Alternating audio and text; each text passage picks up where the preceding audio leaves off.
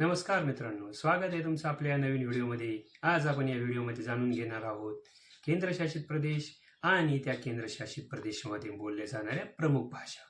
चला तर मंडळी, आपण आज जाणून घेऊया केंद्रशासित प्रदेश आणि त्या केंद्रशासित प्रदेशामध्ये बोलल्या जाणाऱ्या भाषा. पहिला केंद्रशासित प्रदेश आहे अंदमान व निकोबार बेटे. व अंदमान व निकोबार बेटामध्ये प्रमुख भाषा बोलल्या जातात त्या आहेत हिंदी आणि मल्याळी. दुसरा प्रदेश आहे लक्षद्वीप आणि लक्षद्वीपमध्ये बोलली जाणारी भाषा आहे मल्याळम.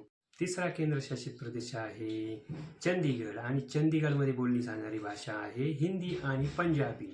चौथा केंद्रशासित प्रदेश आहे जम्मू आणि काश्मीर. जम्मू काश्मीरमध्ये बोलली जाणारी भाषा आहे उर्दू, डोगरी आणि काश्मीरी. पाचवा प्रदेश आहे लडाख. लडाखमध्ये बोलली जाणारी भाषा आहे लडाखी. सहावा केंद्रशासित प्रदेश आहे पेदुचेरी आणि पेदुचेरीमध्ये बोलली जाणारी भाषा आहे तमिळ, तेलुगू, फ्रेंच आणि इंग्रजी. आणि सातव्या क्रमांकावरचा केंद्रशासित प्रदेश आहे दिल्ली. दिल्लीमध्ये बोलली जाणारी भाषा आहे हिंदी, पंजाबी आणि उर्दू.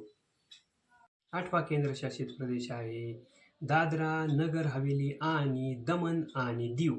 आणि या केंद्रशासित प्रदेशामध्ये बोलली जाणारी मुख्य भाषा आहे गुजराती, हिंदी आणि भिलोडी. चला तर मंडळी, आपण आज जाणून घेतलं कोणत्या केंद्रशासित प्रदेशामध्ये कोणत्या मुख्य भाषा बोलल्या जातात.